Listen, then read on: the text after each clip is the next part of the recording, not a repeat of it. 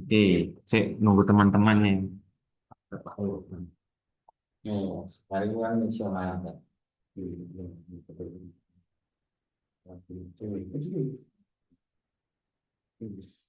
Sendiri kok loh ya. Enggak. Oh, itu pendidikan. Yang pasti bang. Ini belum ada studi. Iya, iya. Aku belum pasti bang. Sampai data. Ada. Oh, banjir. Kena banjir baru beli ini. Bawah, bawah sendiri. Yang 2005 baru banjir. Hmm. 2005 2006 banjir nah itu. Oke, Bang ya. Nah, hari mulai data transkip ini ya. Zaman itu transkip iya. Transkip terkini ya. Sembarang kan sembarang kan ngomong ya. Boleh, boleh Dek. Halo, Boleh. Assalamualaikum. Ya, masih ada orang Ada orang masuk hidup di kali ini. sini. Mbak Emma masih hidup, Mbak Emma. Mbak, Halo. iya masih hidup Pak. Hidup ya. Ada Hanung.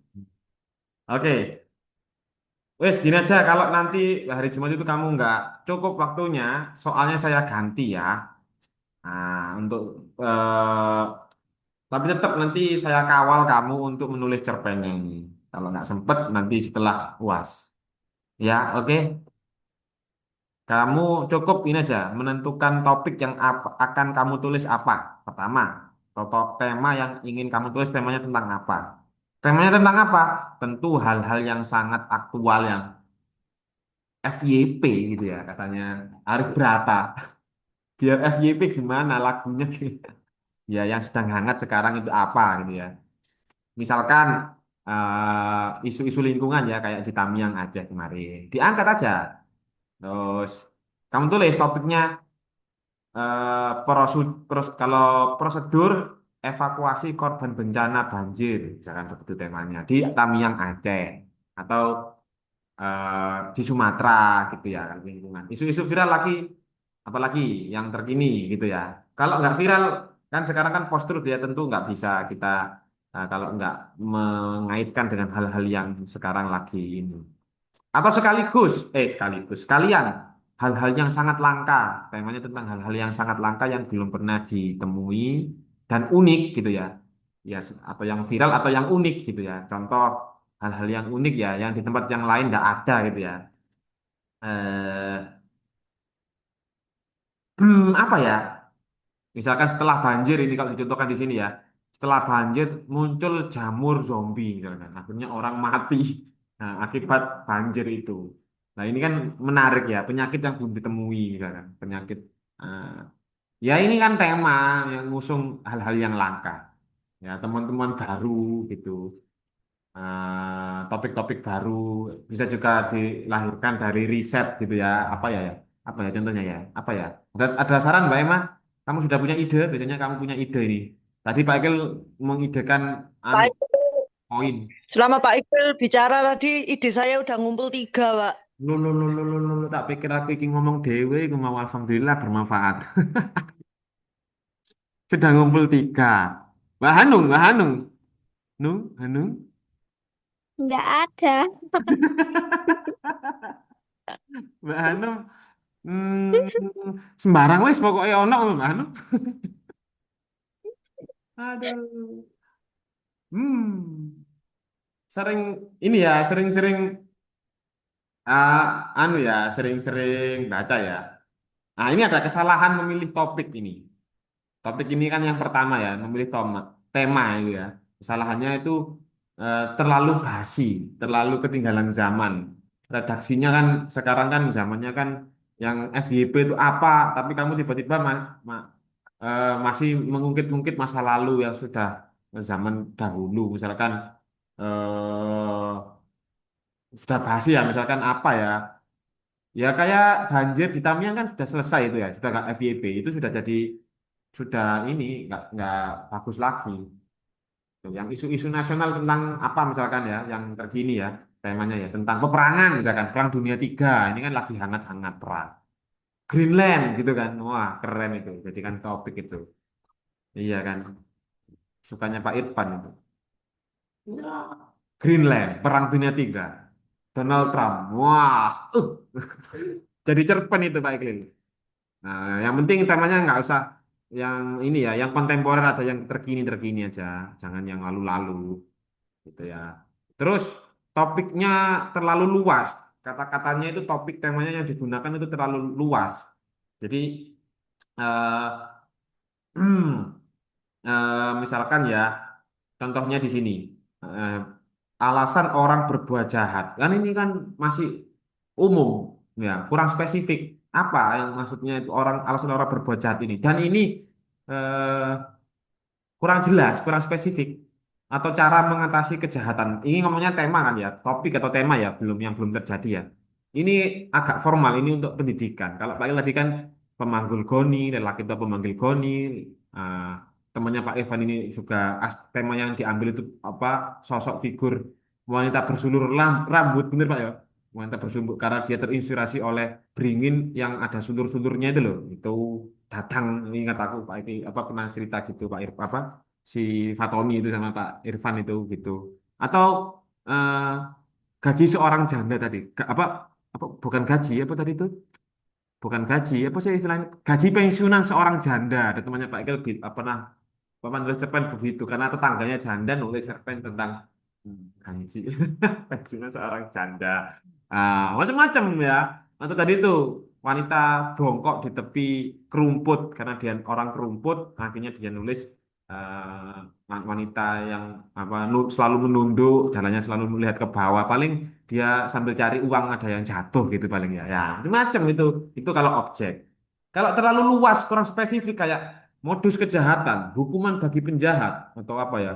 Hubungan antara kejahatan dan ekonomi suatu negara pasti dicerpen macam apa itu. Ya, terlalu luas gitu. Atau terlalu sempit juga nggak baik. Terlalu sempit juga nggak baik karena nanti jadi sebuah ini ya terlalu runcing orang nggak akan paham. Maksudnya orang ini ngomong apa sih? Contoh ya, cara membawa uang dalam jumlah banyak di dalam mobil. Ini contohnya nggak jelas. Cara mendeteksi perilaku orang jahat. Ini terlalu spesifik. Pelaku kayaknya dia. Tempat-tempat yang rawan kejahatan di daerah Kemang. Nah, ini nggak pas ya. Di, ya.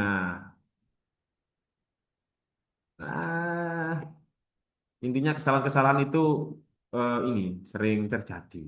Nanti makanya kamu harus konsultasi Mbak Hanum sama Mbak Emma ini biar saya itu idenya yang ditangkap ini apa ya. Bentar, bentar. Oke. Ada lagi kesalahan tidak cocok dengan media terbitnya. Oh ini kalau dia eh, kamu menulis di koran, tentunya opini yang apa cerpen yang digunakan tidak sama ketika diterbitkan di jurnal pendidikan. Itu kan ya medianya dia tuh jurnal ilmiah kah, Eh, media massa kah, terus blog kah, atau dimasukkan ke TikTok kah yang ada cerita-cerita pendek kayak atau Facebook kah kayak KKN Penari itu ya itu kan kita harus lihat media terbitnya ini nggak penting ini. Oh ya, perlu jual spesifik. Ini kamu harus cocok siapa yang membaca cerpen ini. Kayaknya remaja kah, anak-anak kah, harus ditentukan dari sekarang.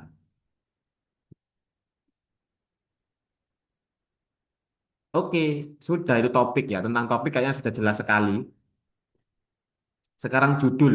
Setelah topik, di UASnya itu kamu tentukan judul. Judul itu harus eye-catching ya, harus menonjol. Kayak tadi itu khas gitu ya. Wanita bersulur rambut, gaji pensiunan seorang janda. Kan aneh banget ya. Wanita bongkok di tepi kerumput. Nah, macam-macam.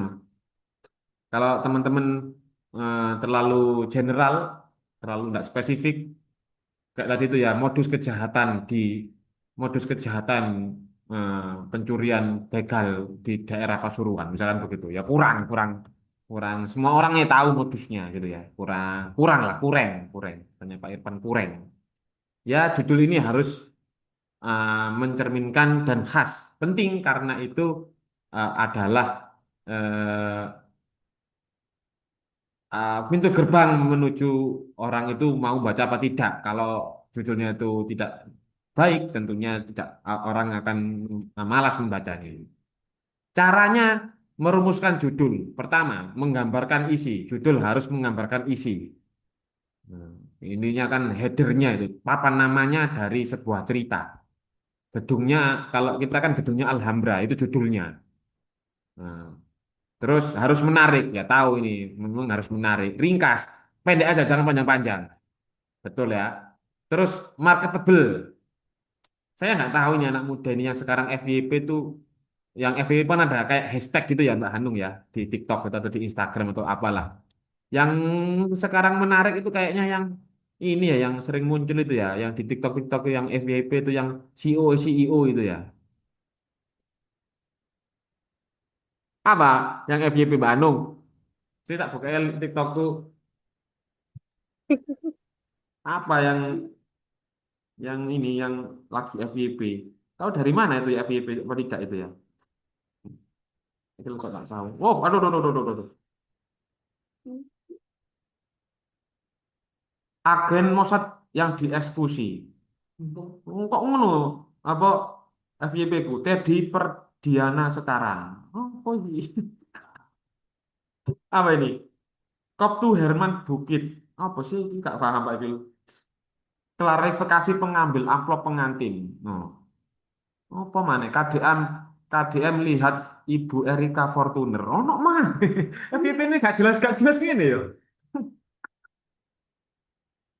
CCTV mobil Fortuner pasang badan. Oh tahu Pak ini. Pernah Pak Iki lihat. Ya, yang menjual market lah gitu. Jangan yang ini.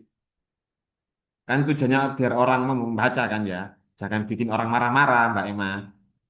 Hmm. Kalau sudah topik, sudah atau tema ya, terus judul, terus kerangka. Kerangka, ingat sama kayak fiksi-fiksi yang lain, eksposisi, raising action, maksudnya permasalahan-permasalahan, terus climax, resolution, terus ending. Itu yang penting. Di eksposisi sudah saya paragraf pertama sudah saya ini ya sudah saya berikan contoh tadi itu paragraf pertama harus mengeksplos sekaligus memberikan unsur konflik di muka seperti tadi itu Pemanggul Goni itu karyanya Budi Dharma itu kan dia membuat cerpennya itu bikin penasaran di awal-awal di akhir paragraf pertama terutama ya. Nah ini yang mana tadi? Yang paragraf akhir ini. Nah, ini kan di tengah hari, sore, senja, malam maupun selepas tengah malam, mata laki-laki pemanggul goni selalu menyala-nyala, bagaikan mata kucing di malam hari dan selalu memancarkan hasrat besar untuk menghancurkan. Nah, kayak gitu-gitu. Jadi bikin orang itu penasaran di akhir paragraf. Setelah itu kan berkisah itu tentang tubuh fisiknya laki-laki, mengekspos lah dia tuh fisiknya bagaimana, kegiatannya ngapain, gitu ya. Apabila masih terang, apabila hujan, gitu kan bisa di diceritakan. Ya, setelah itu ah, ada satu scene lagi. Kalau mudah, kamu kalau bingung, kayaknya Hanung ini butuh bantuan berupa gambar. Kamu ilustrasikan gambar bisa. Ada berapa scene di situ, kayak buat drama gitu. Ngapain-ngapain aja mau nulis apa gitu ya, digambarkan. Kerangka setiap gambar dan nanti jadikan sebuah kerangka tulisan, terus dikembangkan sendiri, dipoles-poles begitu. Nah, ini ada beragam cara membuat kerangka karangan. Berikut di antaranya. Yang pertama, urutan topik. Buat kerangka tulisan menjadi topik-topik yang ingin Anda jelaskan. Ya, ini topik-topik tiap paragraf itu ya. Eh, Kalau ingin menulis buku tentang topik atau karya tentang politik gitu ya, buat kerangkanya menurut urutan topik-topik yang lebih kecil dari spesifik dulu, terus ke ruang apa ke besar-besar. Atau urutan ruang, buatlah kerangka tulisan menurut urutan ruang. Anda ingin menceritakan riwayat seseorang hidup, berarti ruangnya dia dari kecil, tinggal di mana gitu ya, terus dia remaja ngapain, menulis cerpen tentang biografi seseorang gitu ya, terus habis remaja dia menikah paruh baya bagaimana, terus usia tua, terus meninggalnya bagaimana, sampai wafat. Ini topik berdasarkan urutan ruang atau urutan waktu. Eh, ya sama urutan ruang ini tempat hidupnya dia ya. Oh maaf kebalik ya. Kalau ruang itu tempat ya, maaf ya. Dia kita menceritakan seseorang tinggalnya di mana. dia ngapain di tempat itu, di Surabaya atau masa kecilnya, ketika pindah di Jakarta dia ngapain, terus dia pindah lagi ke Mojokerto bagaimana. Nah, pokoknya urutan tempat tinggalnya gitu. Sampai di mana ia wafat. Ini yang ruang. Kalau waktu biografi dari kronologi hidupnya dari masa muda, anak kecil, muda, remaja, parubaya sampai dia tua gitu ya. Atau bebas, terserah kamu. Boleh, tapi eh, ini ya harus kamu tentukan. Contohnya ini ada terbang bagai burung. Temukan teknik pembuatan kerangka tulisannya. Oke, kita lihat. Nah, ini kan contoh kerangkanya. Cerpen, terbang bagai burung. Contoh ya, terbang bebas di angkasa seperti burung adalah impian manusia sejak lama. Terus sejak kapan manusia ingin terbang? Nah, ini kerangka untuk paragraf 1. Dongeng ikan Dongeng Ikarus memberitahukan pada kita bahwa sejak dahulu manusia memang ingin terbang. Terbang tidak hanya menjadi monopoli burung tapi juga binatang lainnya. Nah, ini kan eh, kita lihat kerangka-kerangkanya tentang apa manusia yang ingin terbang. Ya, menulis dari kerangka dari ini ya kapan manusia ingin terbang dari sejarah ini berarti. Nah, terus eh, sebentar ya teman-teman ya sebentar. Plastik mahasiswa. Ya, plastik ini. Iya, Iya, plastik yang itu ini kalau usah. Simpan. Simpan. Lagi simpan terus. Terus ini lagi simpan. Dan dalam proses laporan studi coba sih. Oh, kesimpulan, kesimpulan. Kesimpulan. Nah, ini sudah menu ya, unsur apa ya? Hijau, simpan permanen. Ya, yang itu sih. Itu satu. Ya, so.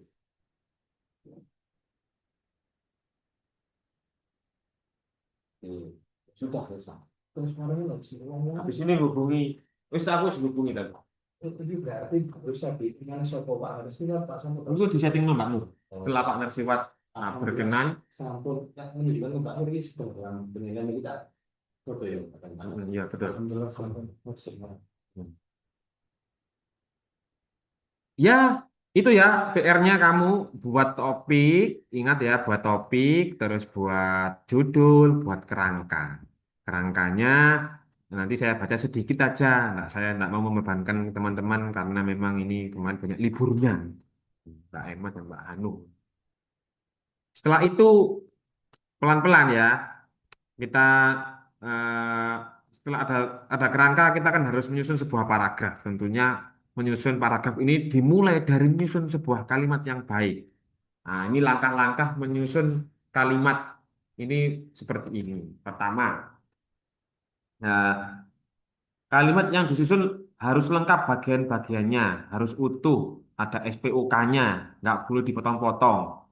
Terdapat kelengkapan struktur kalimat di dalam ditandai dengan satu, kalimat itu untuk berdiri sendiri. Kalimat itu bukan merupakan dari kalimat lain. Ya, ya, lengkap lah. Enggak dari kalimat-kalimat lain. Satu paragraf, satu ide, gitu ya. Terus satu paragraf memuat satu ide dan itu dikembangkan begini caranya itu ya apa ya caranya ya saya buka Word ya. Saya buka Word. Contohnya seperti ini. Misalkan ya. Ini kan tadi kan kamu kan ada topik satu, misalkan kalimat pembuka ya. Kalimat pembuka koin eh, amarah koin seorang pengamen judulnya mungkin begitu. Amarah amarah koin koin koin pengamen.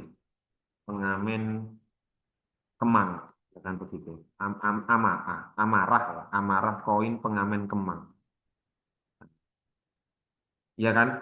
Temanya ingin ini ya, hidup itu temanya tentang apa bermanfaat bagi orang lain, ya kebermanfaatan bagi orang lain gitulah. Kebermanfaatan untuk orang lain. Misalkan begini, untuk orang lain.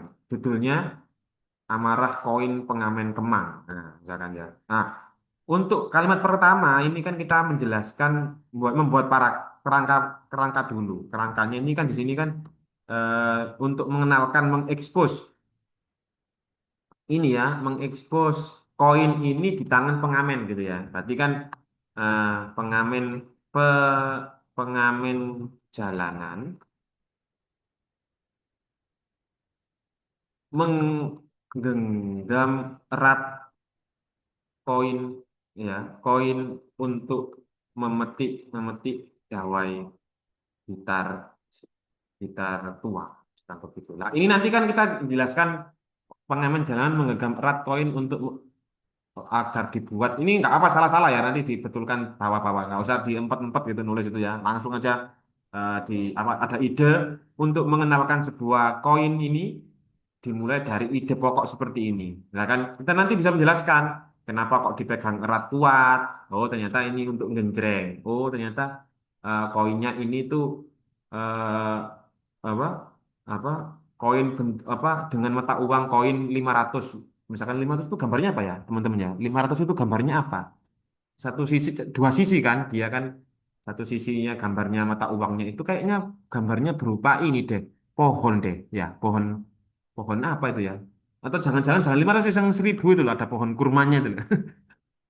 Atau pohon sawit ya nah itu jadi atau aduh Garuda ya. Mm-mm. Pohon garu apa Seribu, burung Garuda ya. Hah? 1000 sekarang angklung. Angklung nah kan angklung. Iya ya, lu Bapak itu nggak tahu ya angklung ya sekarang ya, baru ya. Satu sisinya, ini ya, lambang Garuda ya. Garuda kecil sama tulisan 1000. Iya, dari Garuda tok itu loh, sama 1000, itu saya bisa membayangkan. Kalau masa kecilnya Pak Iki itu ya, saya anggap Garuda itu loh sakti gitu, punya punya kesaktian. Garuda itu besar, terus ada Pancasila itu loh, Pancasila yang ada Garudanya itu loh.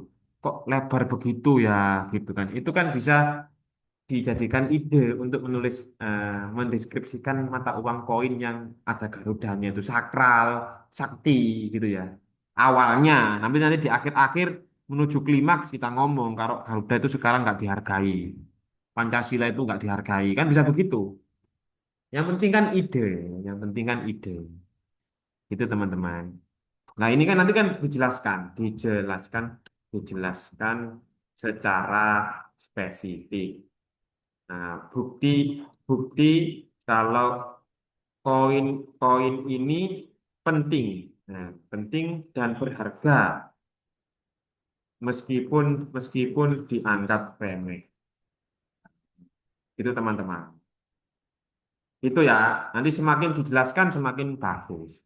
Permasalahan pertama, koin permasalahan mulai muncul ya, koin pindah pindah pindah tangan tangan ke penjual ikan cupang misalnya. Nah, gitu. Kamu jelaskan pindahnya bagaimana ini. Setelah pindah ikan cupang, anu ya, dibuat dibuat kembalian kembalian anak anak ini, anak korban bullying misalkan begitu.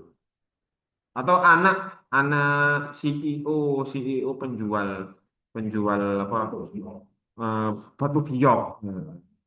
Nah, gitu kan dijelaskan gitu. Yang viral-viral sekarang tentang apa itu ya ikan cupang. Sekarang nggak viral ya ikan cupang ya. Ganti penjual apa gitu. Atau kamu masuk kan apa kearifan lokal di situ di desa kamu ada makanan yang unik apa? Kamu tinggal ganti kan penjual. Kalau di Pak Ikil kan ini yang di Mojosari itu penjual apa ya yang unik ya?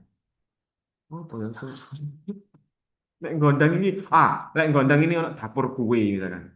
Pindah tangan ke penjual roti nah, apa dapur kue ya kan begitu.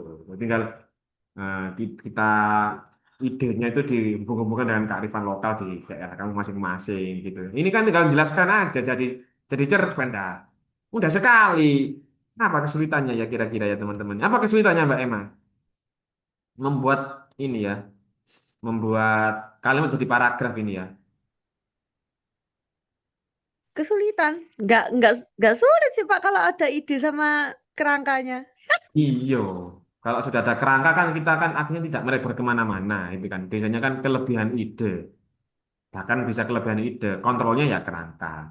Atau kekurangan ide, kalau kekurangan ide mungkin Mbak Hanum itu, kalau Mbak Hanum kekurangan ide, nanti sore jalan-jalan ke tempat atau ke pasar atau ke khalayak ramai, lihat ada penjual apa, penjual roti goreng kah, kamu beli apa arbanat tang opo Ya, nek ono iku nih ono pengalaman takon-takon ono aja meneng ae Mbah Hanung senyum gimana kabarnya Pak tak kok lah aja meneng-menengan ae jawab Pak nggih terus akhirnya awal awalnya kan begitu tapi lama-lama nanti kan dia cerita laris Pak nggih arbanate ngono kan. Nah, arbanat itu ini loh Rek Pak namanya arbanat apa sih rambut nenek itu loh istilahnya Pak itu arbanat ya. candy floss, Mm-mm. arbanat, Kembang gula. Kembang gula, ya kembang gula. Wis apa? candy floss. Bukan SSO Pak Ngejel Pak. Dari Alman telepon Pak Engkin. Itu orang SSO delok divalidasi tak guru. kalau nggak ada Terus mari divalidasi ya. harus secara lain kalau tidak sebutkan. Cuma lah tadi siani lah, siani lah.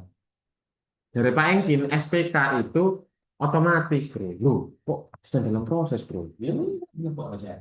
Hmm. Artikel sih, Oh iya. bos bilang. Oh iya. Pokoknya kan tuh, oh, bukan pustaka administrasi. Aku tes ini kan belum fokus. Pusat kan guru. Semua. Oh iya, tak sini. Itu bos. Iya wes. Itu nomor SPK mati. Iya, itu nomor SPK itu langsung metu. Gue tangani oleh Itu mah fakultas. sedang proses, nomor urus sebelum proses itu, proses Hmm. abstrak ini sedang proses. Masa? Sama. Hmm. Hmm. Waduh, aku kayak sampai sama. Itu kan. Oke. Ajar lah, ajar lah. Iya, tinggal kerangka ini. Masuk gak iso arek-arek. Iki lho, nah, tak nyalakan videonya ini ada Pak Irfan ini. Heeh. Rasanya lanjut guys. Ada wis gak kuat iki wes. Arek-arek kuat Pak, lagi seneng santai-santai kok iki wong sum-suman kuat. Capek tak kamu, Rek? Capek tak? Gini ya, teman-teman. Cara yang pertama, kamu harus pakainya harus lengkap, gitu ya.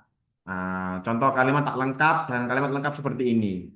Contoh ya, jika harga tiket yang dijual di Bakau Heni naik, nah ini nggak lengkap. Nah, yang lengkap seperti ini.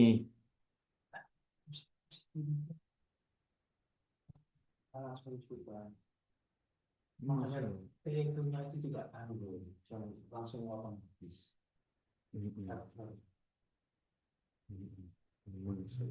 Itu diarutan di sini, teman delok syarat yudisium lek ngono.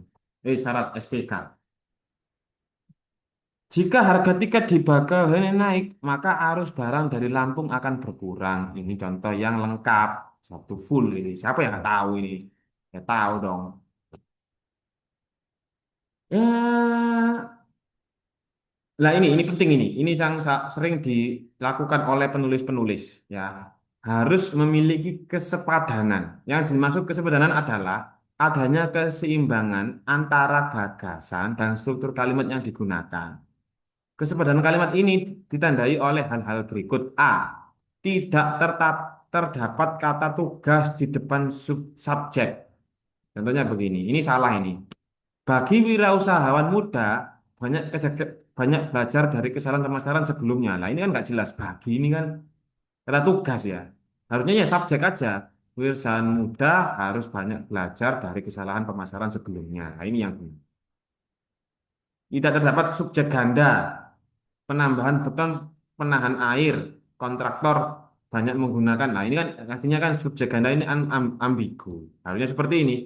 Dalam penambahan beton penambahan dalam penambahan beton penahan air. Nah, ini kan sudah ada subjek predikat ya. Kontraktor banyak menggunakan bahan tak berkualitas. Ya, harus inilah, harus baiklah. Ya, itu. Hemat dalam menggunakan kata-kata. Nggak boleh boros, harus efisien. Kalau contohnya seperti ini.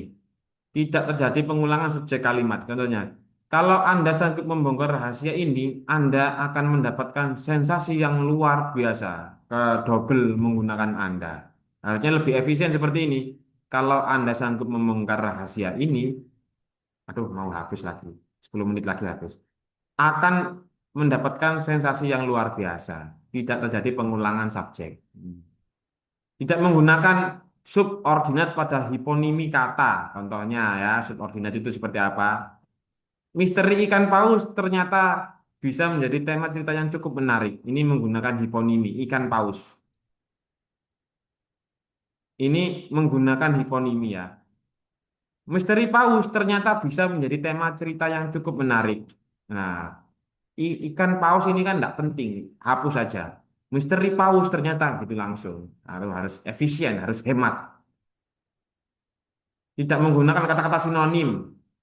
Contohnya di sini ya, pengarang menggunakan cerita berbingkai agar supaya. Nah, ini kan sama, supaya dengan agar ini kan sama. Pakai satu aja supaya bisa membangun cerita. Gitu. Ya, hemat-hemat lah. Harus selektif, kata per kata harus selektif. Kita harus cermat, yang nomor 4, cermat dalam menempatkan kata. Nah, jika tidak, kalimat bisa ambigu. Kalimat karya karya sastrawan yang aneh, contohnya ya, karya sastrawan yang aneh itu akan segera dipamerkan adalah ambigu. Nah ini, karya sastrawan yang aneh itu akan segera dipamerkan. Nah, frasa yang aneh menerangkan karya atau sastrawan supaya tidak ambigu, maka kalimat tersebut diubah menjadi karya aneh milik sastrawan itu akan segera dipamerkan.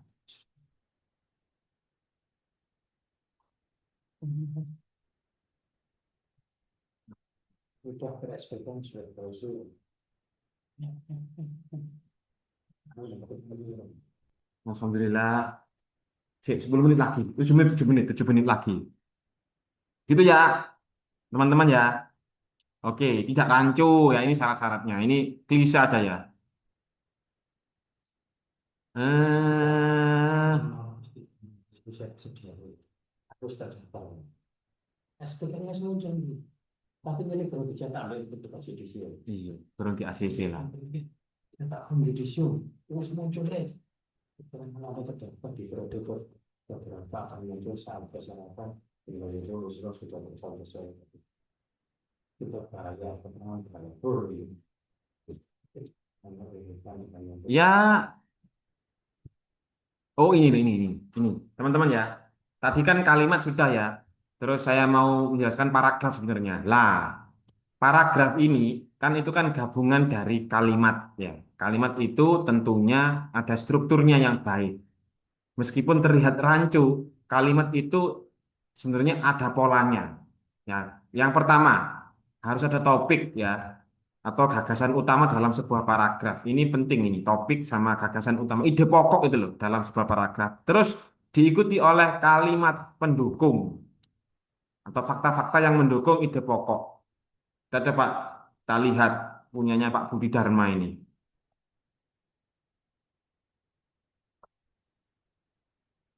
Nah, ini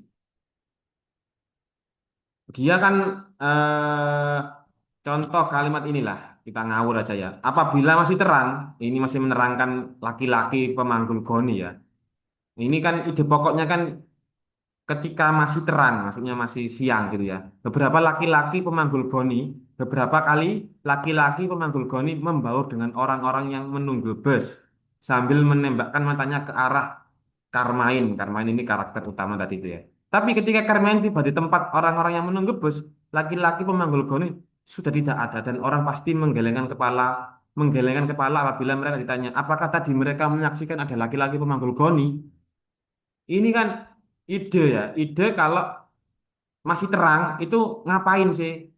Melakukan apa sih pemanggil goni? Ada peristiwa apa sih? Oh, ternyata kalau ramai pemanggil goni itu menembakkan matanya ke arah kamar main. Tapi ketika di tempat sepi, ya, laki-laki pemanggul goni sudah tidak ada. Dan ketika ditanya sama orang-orang, ini lagi supporting center lagi ya, orang-orang menggelengkan kepala, tidak ada, nggak tahu, itu, nggak ada yang nggak ada pemanggul goni di sana. Tahu-tahu ya goni ya, goni itu apa sih yang buat wadah beras zaman dahulu itu loh, itu goni, yang dari sabut kelapa itu loh, itu goni. Nah, ini lagi melewati tengah malam. Tadi kan siang ya, sekarang tengah malam.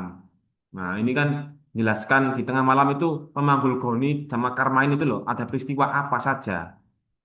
Ini namanya supporting sentence. Idenya apa? Idenya itu di tengah malam, di siang hari. Itu dijelaskan secara spesifik. Nggak boleh ngawur ya, teman-teman ya. Teman, wahai teman-teman yang baik dan budiman. Hmm.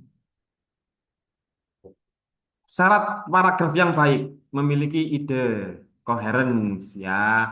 Idenya cuma satu, satu paragraf cuma satu, ditempatkan di awal paragraf atau di akhir paragraf sekaligus sebagai conclusion ya. Itu. Contohnya seperti ini kan paragraf yang baik. Ya. Contoh paragraf yang memiliki ide dengan kalimat topik yang di awal paragraf. Pada tanggal 12 Mei 1998, negara kita terjadi peristiwa yang sangat fenomenal. Ini kan umum ya. Ah, ide pokok itu umum. Masih orang itu masih bertanya-tanya. Masih bukan belum spesifik, masih eh, nakiro, belum makrifat. Nah, akhirnya dijelaskan yaitu penyerahan kekuasaan Soeharto ke Prof. Dr. Insinyur B.J. Habibie. Penyerahan itu diceritakan di mana? Oh, di gedung MPR. Terus menuntut agar Soeharto mengundurkan diri, dilakukan di sidang istimewa. Lah ini eh, eh, contoh paragraf yang baik. Ini contoh paragraf yang tidak memiliki ide. Dari jauh tertangkap mata di antara padang bulele, rumput jarum, tegak berdiri patung Todoluku. Nah, ini kan nggak jelas. Ada dua, padang bulele sama patung Todoluku. Patung setinggi 2 meter. Lah, ini kan akhirnya kan eh, ngomongkan apa kan nggak jelas gitu. Nah, ini juga. Jadi Toduluko hanya menjadi simbol keteladanan kepemimpinan.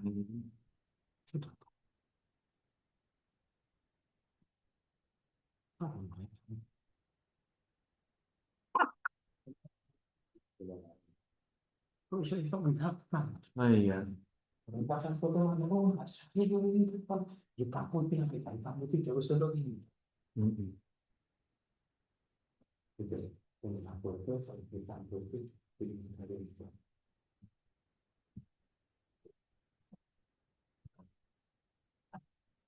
Oke, teman-teman. Sepertinya waktunya ini harus saya akhiri karena ada kebutuhan sangat penting. Pak Irfan ini memberitahu ada informasi yang penting. Jadi saya harus stop dulu ya. Mohon maaf ya. Ini harus diurus kebutuhan akademis katanya Pak Irfan. Bukan Bukan kebutuhan yang lain. kebutuhan biologis katanya.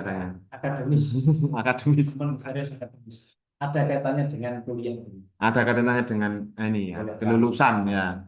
Terima kasih untuk hari ini sudah mendengarkan celotehannya Pak Iklil. Nanti kapan-kapan kalau ada kosong kita tambahkan di halaman berikut-berikutnya. Masih ada yang ingin saya sampaikan tapi nggak waktunya kurang cukup ya. Yang kosong kita isi. Ada yang isi kita kosongkan. Terima kasih Mbak Emma, Mbak Amir, Mas Amiril sama Mbak Hanung. Mohon maaf ya. Terima kasih ya. Kita akhiri dulu. Assalamualaikum warahmatullahi wabarakatuh.